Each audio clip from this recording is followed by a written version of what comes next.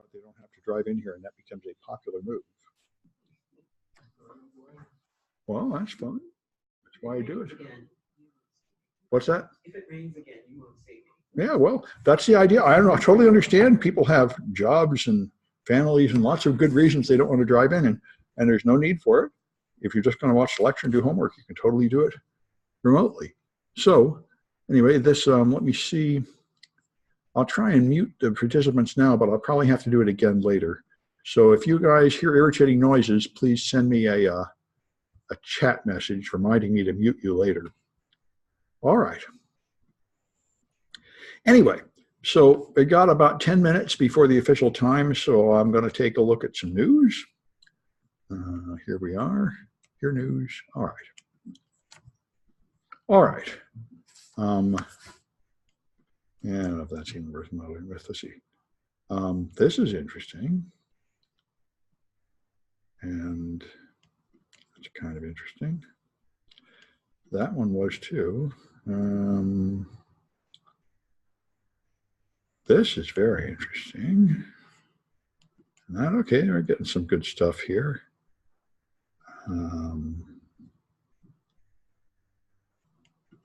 Yes, and this one we're going to go through.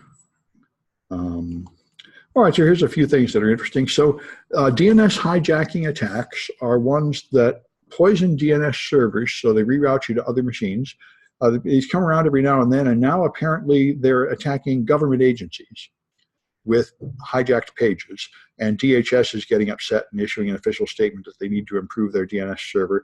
And what he's saying is the current attack is they guess your name and password and log into your DNS registrar and change the account. So they're saying you people need to like secure your passwords better, which is certainly true. You know, they often choose obvious passwords. They often don't change them. There's plenty of examples of like a news on TV having the password written on the board behind them when they film people and stuff. So it's probably a good idea to try to get the government to handle their passwords better. They're notoriously very bad at that and other aspects of security.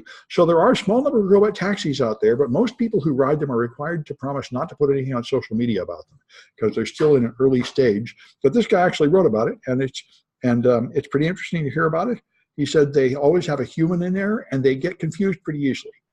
Rain confuses them. Sometimes traffic confuses them. You know, basically they say these things are not the great thing you think they're going to be. They say you're probably not really going to be safe without a human backing them up anytime soon. So it's not going to put all the drivers out of work and replace all the taxi cabs right away. This was good, clean fun. If you have Splunk installed on your machine, it analyzes the network traffic, but you can install apps inside Splunk, and you can use them to take over the machine if you can get to Splunk administrator password. So this lets you download shells. You can run them on Splunk and take over the machine, but when I tried it on Windows, it totally blocked me, which I think is Internet Explorer detecting it. Because one thing about Internet Explorer is it sends your URLs up to Microsoft. Here, can you guys hold it down a bit? Because they're not going to be able to hear me. But so I think that's why people got mad at Windows 10 for spying on you, because it sends all your traffic up to Microsoft to scan for malware. Anyway, this one is very interesting. If you want to break into somebody's two-factor authentication, you run this proxy, and you send them a link, and when they click on the link, you steal everything from them, and they get on. The link looks like it's really going to Amazon or something, but it isn't. It's really quite nice. I'd like to make a project out of this and see how well it works. But it does seem to automate the process of defeating two-factor authentication. Of course, the trick is you send them a link, and the link is not the real website. So they're talking to. They got one of them for Apple? Yeah. It was saying that a purchase was made. Oh.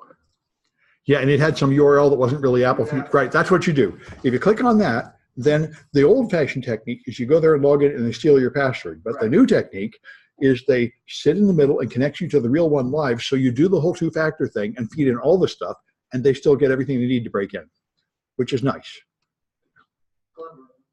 Yeah. State-sponsored.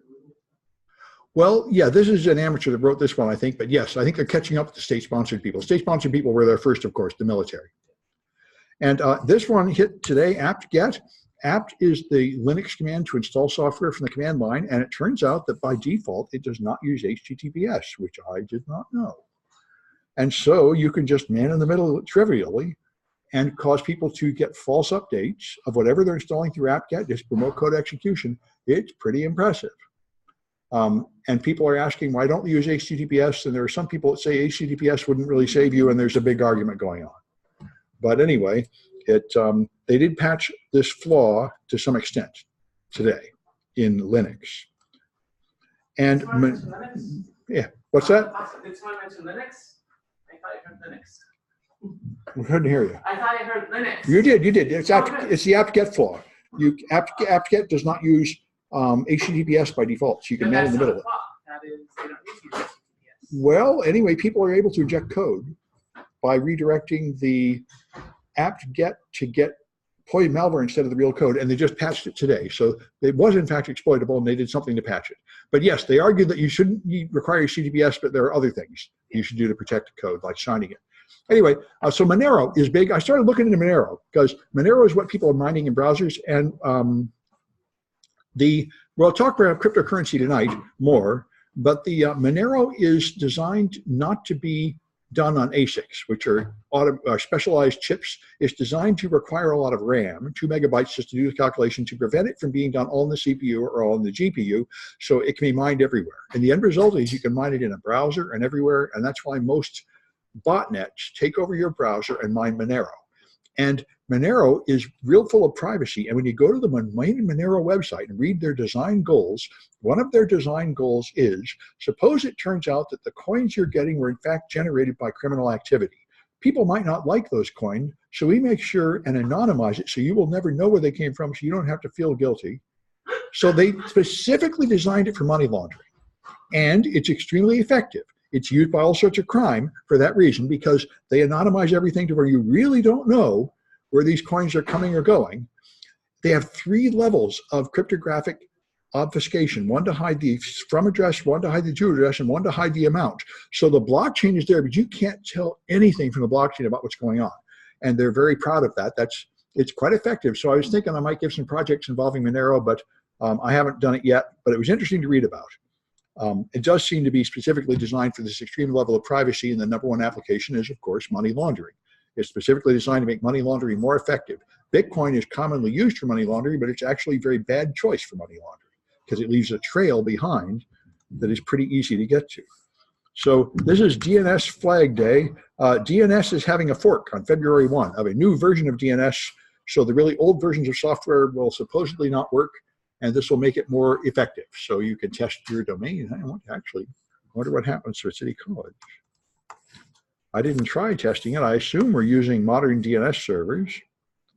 Yeah, everything's okay. All right. Anyway, I don't know who would be so old as to not meet this standard, but it would be interesting to see. I know there have been several similar updates. One of them was the update to larger DNS records, 4096, eDNS, that were blocked on some networks. Anyway, let's see if there's anything else to mention here. Well, this one was pretty good. That's probably the last one for today, but this one was fun. So these guys chose, there's a whole market for government weapons software to sell to governments so they can spy on people. The NSA does it, a lot of people do it, and there are whole vendors, like there's some famous ones in France and elsewhere, that sell to that market. They basically manufacture weapons and sell them to states to use against people. And these guys practiced with their keyloggers by logging their own developers, and then they took the stolen chat messages from their own developers and put it on insecure public servers, so it all got stolen. So they logged themselves and leaked their own internal data, which is sort of poetic justice. But anyway, we can see what they've done, and it is pretty impressive. They will sell you stuff. They'll sell you a zero-click iOS compromise that will take over an iPhone without the user clicking on anything, right up to 10.2. And presumably, later versions exist too. But that's what I mean. The vendors will pay you $1 million for a remote exploit for a modern iPhone, and it goes to these people and it gets sold to the intelligence agencies and military. And occasionally this leaks out. You can see the advertising material. There's a con just for this called Suits and Spooks. where the spy people meet with the normal corporate executives, and you get to see more of this kind of stuff. Although the problem is most of what the spooks do, they can't talk about. But anyway, it's pretty interesting. There is a whole market for this stuff. And we occasionally get a good look like at this, at what products are available for the rich people or governments to buy. Anyway, I think we're down to the official time here. So the first thing I want to do is continue what I talked about last time about Bitcoin, because a paper just came out that is very interesting about Bitcoin. And I made a slide deck, including the pictures from it, so I could talk about it. Yeah, pow. And I even made a quiz you can take for extra credit about this, because like I say, Bitcoin is not at the center of this class. However, I think a lot of people are interested, and it wouldn't hurt you to learn it. So you can choose to study your Bitcoin and learn the basics. And that would be a pretty good thing to do. Anyway, let me figure out how to make my thing big. All right, I've lost it again. Play. It is diagonal thing, cloverleaf P. Okay. All right. So this paper that came out today is showing the limitations of proof of work, which proof of work is the only thing that makes cryptocurrency secure, and it is very problematic. And this is a new problem with proof of work. And this is what he calls the doomsday economics of proof of work. And this is a part of the Bitcoin design that has not really been tested. And now that it's being tested, it is turning out to be very bad. And it goes like this. So Bitcoin, of course, peaked in interest. If you look at Google searches, that's the chart on the left. When it was really expensive at the end of 2017, people really got interested in Bitcoin. And then what happened is the Bitcoin price was really high, and yet the volume of payment transactions never got very high. And this is why there's another book by David Gerard that talks about this. People have claimed various purposes for Bitcoin. They have claimed that it is a store of value to replace gold.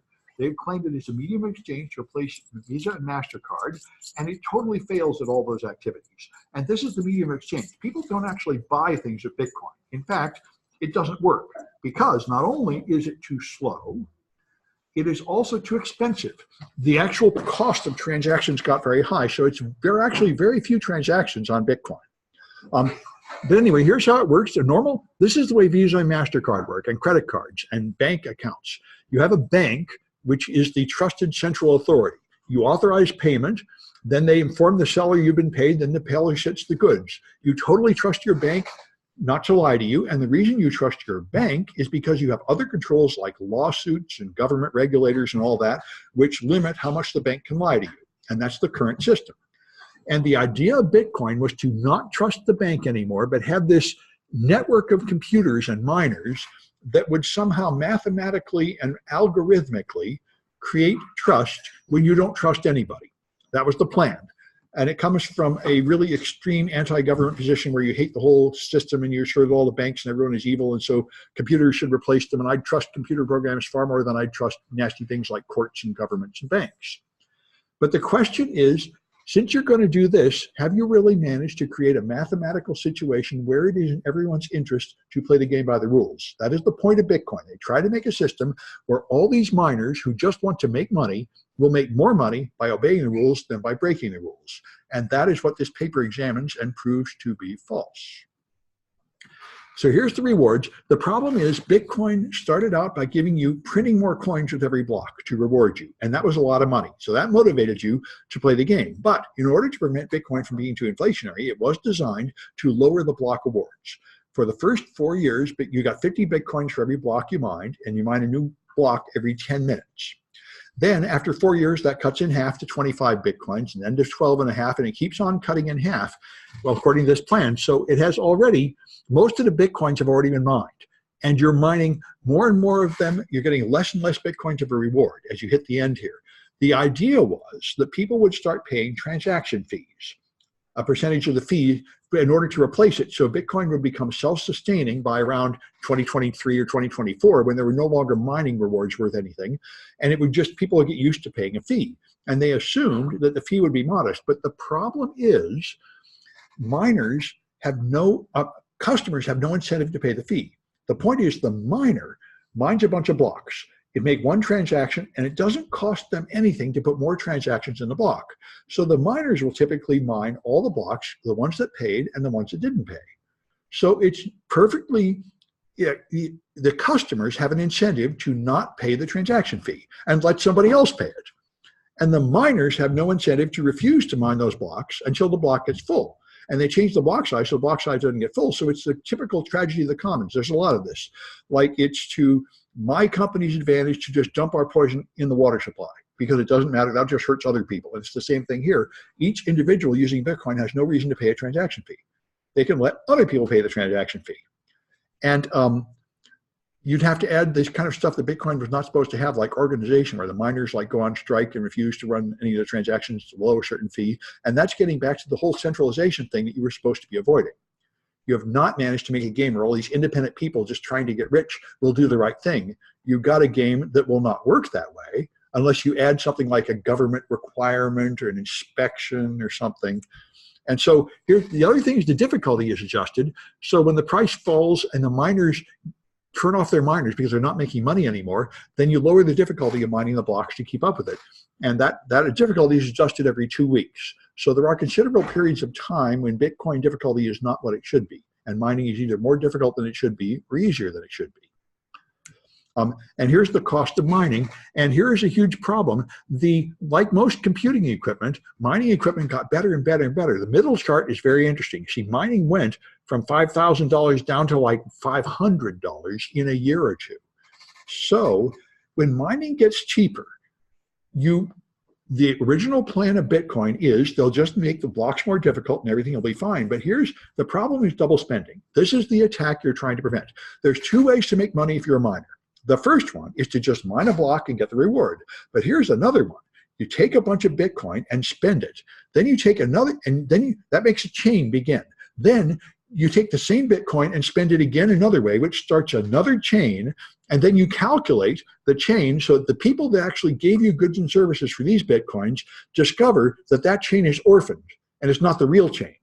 So in order to do this, you have to have 51% of the mining power. If you're faster than all the other miners, you can actually mine a couple blocks and not tell anybody, so you're ahead. Then you spend money and they think you've spent it, but you actually have a secret blockchain that's longer, because the rule is whenever there are two chains, the longer one wins and the other one is abandoned, which is why you're supposed to wait until there are 6 blocks mined, which supposedly makes the transaction irrefutable, because nobody could have a computer so fast that they could actually be 6 blocks ahead of everybody else. But if the mining gets cheap enough, you can buy a lot of mining power and do that.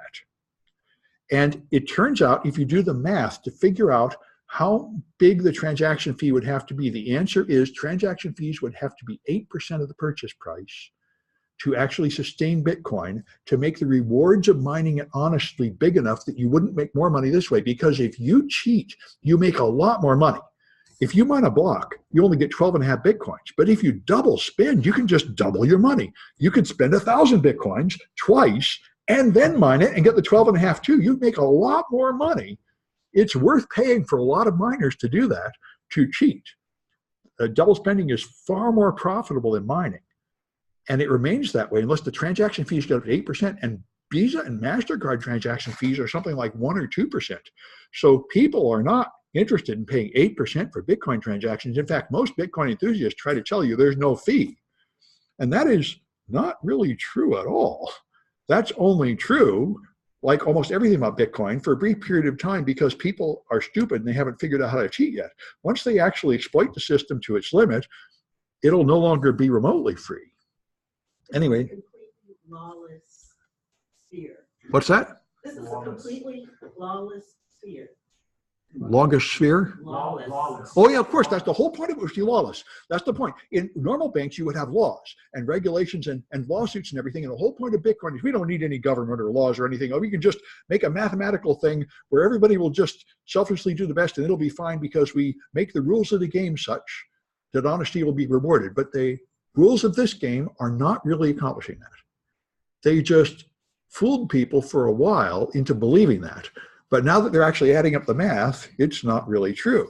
And there have been 6 known 51% attacks on smaller coins already. And so this is proof of work, and that's the game. So he has more diagrams here. And the part that's interesting here is the block size and fees. You see, the fees actually already got pretty big, like $50 for a transaction. I mean, 2017 at one time in the far right one. And At that time, the network's congested. I remember I had some CryptoKitties on the Ethereum blockchain, and I could not give them to students because you'd send a transaction, it would just never go through at all. When this is the huge problem of scalability in blockchains. This proof of work is not only ineffective at preventing crime, it's also so expensive, it slows down the blockchain where you can't really process enough transactions for anything that becomes popular. So anyway, like I say, there's now an extra credit Bitcoin quiz you can take if you want to test your knowledge of the fundamentals of Bitcoin. There's a website that shows you the cost of each 1 hour attack, crypto51.app. Oh, that sounds good. Crypto51. Let's check that out. Yeah,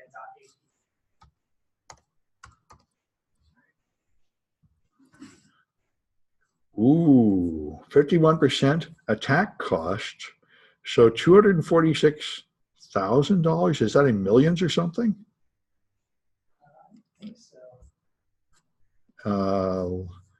But here's Ethereum, 71,000, Bitcoin Cash, 7,000. Yeah, that's what these, see, the Bitcoin has never been hacked by a serious 51% attack, but these other ones are just sitting ducks because they're much cheaper, like 100 times cheaper than Bitcoin. So if you were a Bitcoin miner and kind of discouraged, you could pretty easily just go down and hack one of these smaller currencies and just wipe them out. And here's the market cap. You got $616 million here to steal. Bitcoin has $63 billion, but that's kind of hard to steal. But you could go down here and steal $1 billion off of these that are pretty much sitting ducks with your miner that is sitting up here getting nothing because you're the number 4 miner. You're not really fast enough. Of course, as Dondi pointed out last time, the Bitcoin miners are now running ASICs that are specially designed just for Bitcoin. So they cannot just trivially take that device and use it for the other coins. But, you know, that there are certainly, the money's there. Yeah. But they'll also throw in all those big miners are selling all their machines at a reduced cost. So you just buy them up for cheaper than ever before. Yeah. At a lower requirement, like a lower hash rate requirement than ever before. So, I mean. Yeah. So, I mean, this is the idea. There's a reason why we have courts and laws and government and bureaucracy. And the Bitcoin people, just like many other modern tech disruptors, say, oh, we don't need any of that. I remember when I was a kid, we had hippies that said, we were tired of the Vietnam War. You don't really need any wars or government or laws. Let's just go to the park and smoke weed. And for a while, this seems brilliant. And then after a while, you discover you actually have crime and you need cops, you need laws. And, you know, it's not just that all our ancestors were just idiots. They did all that stuff for a reason. And you find out you're not smart as you think you are, and you think you can just come up with a video game-like solution and abolish the government. But, you know, some interesting things will come out of this. But it's the utopian stuff that people throw at you is the usual garbage. Anyway, so that's the cryptocurrency. So now let me get back to the ordinary cryptography stuff, and let's take a look at that. This, by the way, is the message I got when I tried to use that Splunk shell, which I thought was pretty interesting. If you open it in Internet Explorer, you get this: failed to copy this thing, error occurred. This contains a virus or potentially unwanted software. So some part of the Microsoft server operating system totally caught me when I tried to use the Splunk shell. It's either IE or Windows Defender or something. And I say, that's pretty impressive. Because I thought this is a good sneaky attack. It'll get in. Blam, Microsoft got me. So Microsoft is not a slouch in the world of security anymore. They used to be. And they got hurt until they had to knock it off. So we're here with 141. And the first chapter is where we are, which is here. Okay. So, all right, let's go here and there we are. All right, so we'll talk about encryption. This is the basics, and this is the history stuff, the old encryption schemes, which may seem pointless, but it's not, because they do lead to the modern ones. So we'll talk about classic ciphers like the Caesar cipher, the one-time pad, which is very important to understand and keeps coming back because it is the perfect encryption scheme in certain ways. And then we'll talk about asymmetric encryption just very briefly. This is primarily symmetric encryption we're talking about here because symmetric encryption was first. Asymmetric encryption was invented in 1979, and it was a miracle. But until that time, the only kind of encryption in the world was symmetric encryption, where you have to have a secret key at the sender, and the receiver has to have the same secret key for it to work, which causes a key distribution problem. You have to have some way to deliver a secret key, and the cryptography does not solve that for you. Anyway, so here's the basics. You have an encryption algorithm here with E, and let me just shrink my page because it's not projecting correctly on that projector, so I'm going to make it like this. All right, and I think I can make it a little wider. We'll settle for that. That'll do. All right, so you got an encryption algorithm E, and you have a decryption algorithm D.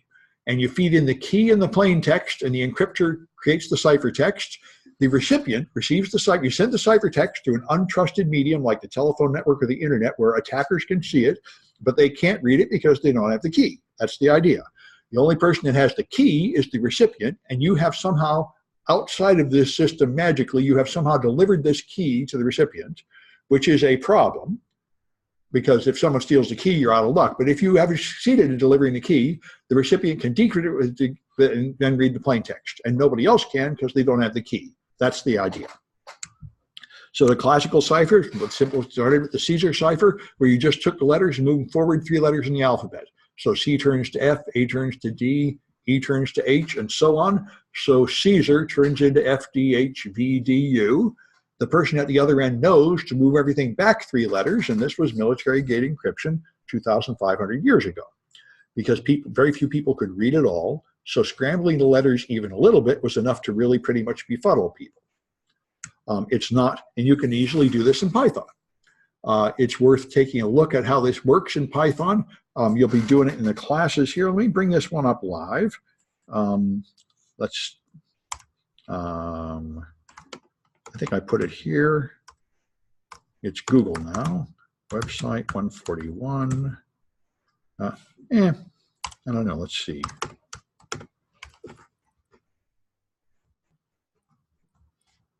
Nope. All right. Just a moment. I've forgotten where I put my stuff. Might have to type it in again. It would be sort of horrible. Caesar1.py. There it is. It's in 141 lec. Okay. All right. All right. Grep CA. There it is. Good. So if I nano, my favorite editor because it is very easy, very simple. Caesar. Okay. All right. So here's my, whoa, whoops, I forgot the pi. Get out of here. Dot. There we are. All right. So finally here. So this is one of the joys of Python. You can make a string and you can very easily refer to letters inside the string. So I take my letters and just put them here from A to Z. Now I take input from the user of plain text, and now I take an input for a shift number. And now for every character in the plain text, I find it in my letters. And then I shift it and take that number out of the letters and add it to this. This is a very simple program, and we'll be doing simple things like this. It's very easy to do in Python. So if I run this one, Python Caesar1.py. Okay, so if I feed in hello, and I give it a shift of 1, it takes the H and turns it to I, and E goes to F, and so on. Just moves them forward in the letter. It's very simple. So that is as simple as how you can make a Caesar cipher. And we're going to be doing a lot of little Python scripts like that in this class as we try various things. Now let me get this thing. There we are. So here is a brute force attack in Python. This is the simplest way to break the Caesar cipher. Let's take this example here, which is IFMPP, and say, suppose I had this ciphertext and I didn't have the key. If I want to crack that, I can crack it with this program, which is Caesar 2. Okay, what this program does is it tries every possible shift from 0 to 25, and then just calculates with exactly the same code, shifts it. So it's going to give me 26 lines of output. So if I run this, Python Caesar 2, and I give it my ciphertext, it now tries every possible shift. So here's shifted forward by 1, by 0. So the I stays at I. Now it's forward J, K, L, M, N. Just shifts them forward. Now you just read through this until you find this one. Now this is really important. This is going to come back to us. If you do a brute force attack, first rule is brute force attacks will always succeed. You'll confidently hear this say, try every possible key, you'll find the right key. Now that is true for many ciphers, like AES and DES. It is unfortunately not true for the one-time pad. Notice a trick. I can try every possible key. How do I know when I got the right answer? Well, only one of them looks like English. So that is true of most crypto systems, that all of them are gibberish except the right one. But it is not true of the one-time pad. You can never break the one-time pad, even if you do a brute force attack, which we'll get there. But most ciphers, this works. But you notice this is not really part of the math. This is something else. Why are all of them gibberish except for the one that's right? That doesn't seem like something that would always be true. And in fact, it's not always true. And this is one of the weaknesses of cryptography. There are quite a few things you need to be true that are not really mathematically always true or provable.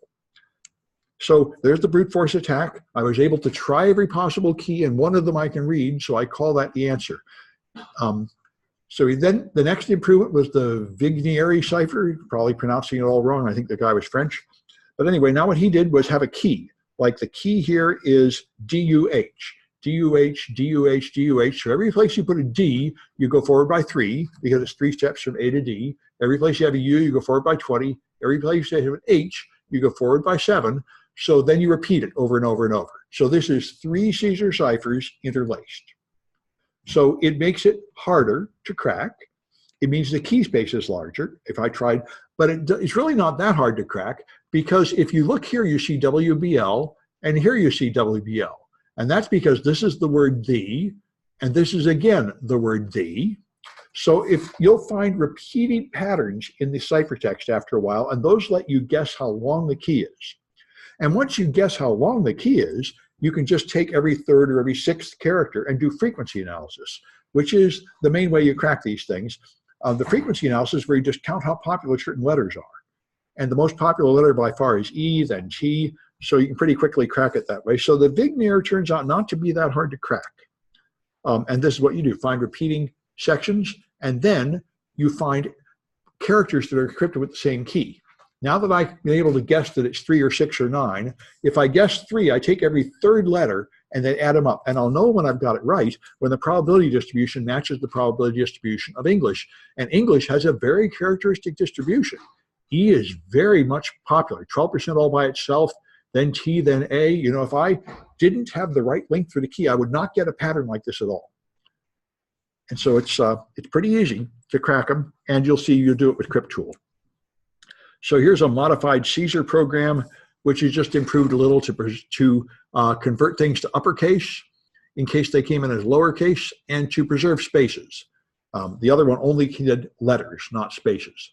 So it treats spaces, if letter plus shift, if it finds the letter, then it puts it here. If C is not equal to a space, it encrypts it. If it's equal to a space, it just repeats the space. So it keeps spaces in the output. And so now I can encrypt a whole paragraph. 7 years ago turns into all this junk. This is the kind of encryption you'll see in the Sunday morning paper and such. And the reason I did it is because now you have enough of this to do a frequency analysis. And you can do a frequency analysis is also extremely easy in Python. You just, for every letter, you just add. You have to make a count array of 26 counts. You take each letter, find its location, and add to that. So you get an output counting all the frequency. And even with just this sentence or two, I think that's the very first sentence of the Gettysburg Address. That's enough that even there you get a nice pattern where this is 18 and this is 13 and this is 15. So this is E, one of these is T, and this is A. It's really pretty easy. You do not need a lot of text to break things with frequency analysis, because the frequency of letters is very far from uniform. There's 2 or 3 letters that are way more probable than all the rest. So you very quickly can zero in on them. Yeah. I was watching PBS the other night, and they did have a series on Elizabeth I spy masters. Yeah. And when Queen Mary elected to have her people try to assassinate Elizabeth, she sent a letter with symbols. Yes. They weren't letters. Yes. There are a bunch of these. Bacon did it. And there are a whole bunch of these systems, and they all came before computers. So they all had to be so simple that you could just do them by looking up a little chart or something. They got some guy from Cambridge, and he identified what does they eat. Yeah. And Yeah, it's not that hard to do. And yeah, I know it's an interesting exercise. That's what cryptography was before computers. And the computers just made small improvements from this sort of stuff. That's why it's worth knowing about. So here's how ciphers work. You permute things. Somehow you change letters into another letter. In Caesar, you shift them forward. Then you have a mode of operation. There's 2 issues. One is how do you encrypt one letter, and the other is how do you encrypt arbitrary regions of text. Now, it turns out in the Caesar cipher, you actually encrypt one letter at a time, every letter independently, so it doesn't matter how long the text is. You can encrypt a long thing or a short thing or a thing with an odd length because the letters are totally independent. But most cryptography systems encrypt blocks of text, like 8 or 16 letters, and then you have a problem if the text does not an integral multiple of 8 or 16 letters. So here's an issue. The permutation be determined by the key, and that's the idea. So different keys should result in different answers. That's a die. And the main thing is you want to destroy all the patterns. Your original plain text has patterns, like the word the is common, the letter T and E are common. There are probably, every sentence begins with a certain thing like dear headquarters, here's the message, or a signature at the end. You don't want any of those patterns to be visible in the ciphertext, or they can be used to crack it. So you want the output to look random. And then there are modes of operation. Now the Caesar cipher encrypts letters one at a time, so there's no issue here, but it does mean if you have double letters, they stay double letters, and that is one common way to crack them. If you don't want to just count the frequency analysis of individual letters, you could count the frequency analysis of double letters, and there are only a few letters that are double letters, and they're also very non-random. So you can crack them that way. So this kind of encryption is called electronic codebook mode. This is famously insecure, where you encrypt each block or each character separately without reference to the other. So if you have two identical inputs, you get identical outputs. Therefore, I can tell that this is a word with a double letter in space 3 and 4. There are only that many English words with double letters right there. So I already know something about the plain text, and that shouldn't happen. That is a failure of the crypto system. There are much better modes that don't have that property. So then we'll talk about the perfect encryption, which is the one-time pad.